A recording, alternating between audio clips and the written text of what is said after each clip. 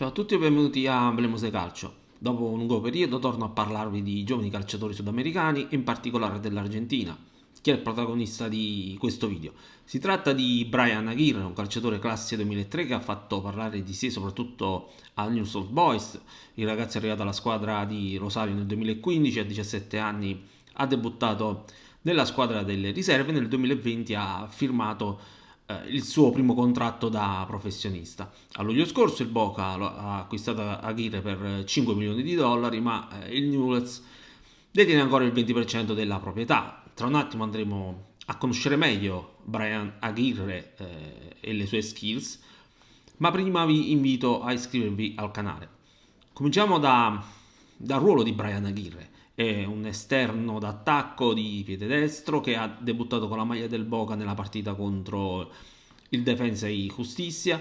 Preferisce giocare sulla sinistra, dunque a piede invertito per tagliare verso il centro del campo. Può giocare anche sulla fascia opposta, anzi proprio nella partita di debutto ha iniziato giocando di debutto ovviamente con il Boca, ha iniziato giocando sulla sinistra per poi nel secondo tempo passare a destra. Parlando di debutto, quello in prima divisione risale al 2021 contro il Gimnasia, allenatore era Burgos, poi sono arrivati in successione sulla panchina del Newell's Fernando Gamboa, Adrian Taffarel e infine Javier Sanguinetti che verso la fine del campionato ha cominciato a schierare da titolare Aguirre. Diciamo che in questa fase della carriera Aguirre ha faticato a trovare spazio perché spesso era impegnato con la nazionale, con le varie categorie giovanili. Il ragazzo ha trovato continuità con Gabriel Heinz, lo ricordiamo tutti con il Manchester United, il Real Madrid, la Roma e naturalmente con la nazionale argentina. Heinz ha creduto molto in Aguirre. Quando c'è stato da criticare apertamente il ragazzo non si è tirato indietro e credo che ciò sia stato un modo per aiutarlo a crescere, ossia manifestando pubblicamente quelli che sono un po' i suoi difetti, a cominciare dalla mancanza di concentrazione, ma soprattutto la tendenza a tenere troppo il pallone quando invece potrebbe passare a un compagno. Heinz ha sicuramente migliorato Aguirre dal punto di vista tattico, prima del suo arrivo era carente da questo punto di vista, indisciplinato. C'è da dire che Aguirre è arrivato al Boca dove la situazione è complicata, quindi non facile per un ragazzo giovane.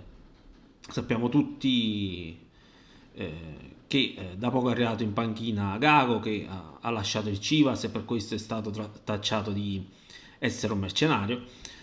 Il Boca fino ad oggi ha giocato con il 4-4-2 e quando Aguirre ha giocato da titolare era uno degli esterni di centrocampo, anche se nell'ultima partita prima del recente infortunio ha giocato da attaccante in sostituzione di Cavani ed ha anche segnato. Detto ciò, penso che Gago punti su di lui perché ha le caratteristiche giuste per il nuovo tecnico, secondo me.